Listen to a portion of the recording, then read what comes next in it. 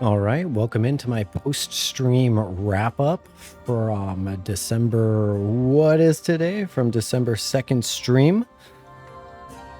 I'm just doing some reactions about what we played through today while I hang out with some friends, including Emet-Selch. Today we did roulettes with everybody, and then we did MSQ level 74 and a little bit into MSQ level 75. And I have some thoughts. So, hi everybody, I am Jocktal, the dude behind the bunny.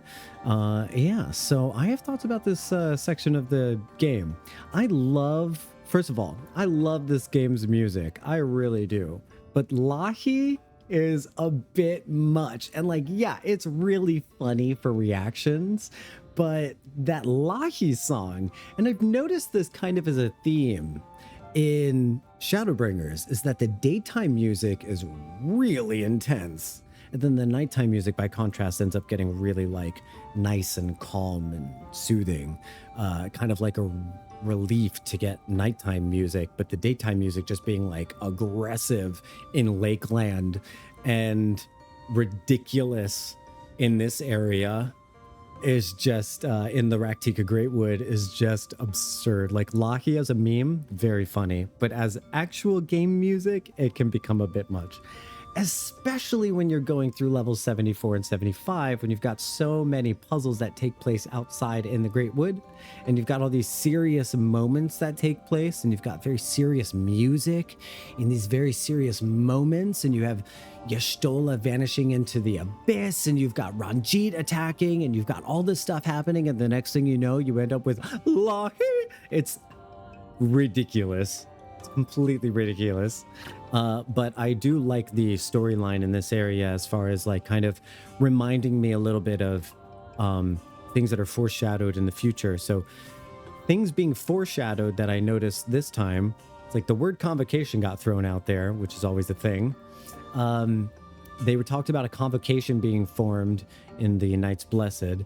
The Knights Blessed seems to replicate a lot of the stuff that I liked in Elpis. So in the Convocation in Elpis, they don't use their real names. In the Knights Blessed, they don't use their real names. The Knights Blessed worships the dark. The Convocation ends up summoning Zodiark. The Convocation used crystals to kind of replicate their souls or their, I'm not entirely clear on what it carries, but then the Knights Blessed also had stones that they carry with them throughout their whole lives, which incidentally also made me think of job stones, like soul stones, the ones we carry to make our jobs, to do our jobs in the game. So I thought that was pretty neat. A lot of things are leading me to think of the Convocation, to think of things like that. I wouldn't be surprised if the Knights Blessed was another side project that was started back in the day by one of Emet-Selch's alter egos. I wouldn't be surprised Nia's taken off. See you, Nia. Another thing that I really loved was Emet-Selch has two really great lines in this one. The first one is when he says, well, this is embarrassing. And then the other one was when he said something like, what a shocking turn of events, or something like that. And I also like the idea that Emet-Selch is about to put himself out there to do something kind for us and get our friend. So maybe gain a little bit of trust that we've been denying him. But when you do something kind for someone specifically with the agenda to get their trust, it's still manipulative. So even though he's got his heart in the right place and his mind is doing its tempered best to still be a decent person, he's not quite there. He's missing the mark a little bit.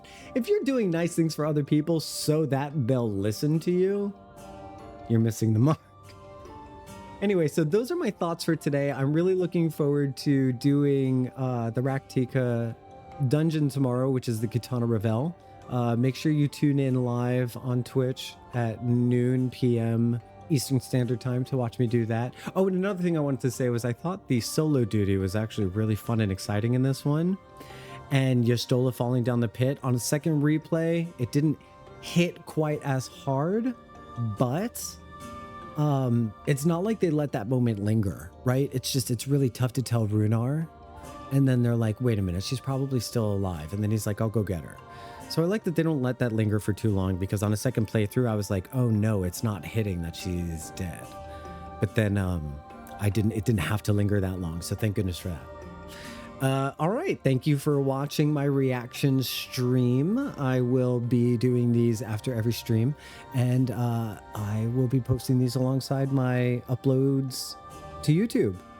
So until next time, keep making the world a better place just by being in it, and I'll see you after the next VOD. Bye-bye.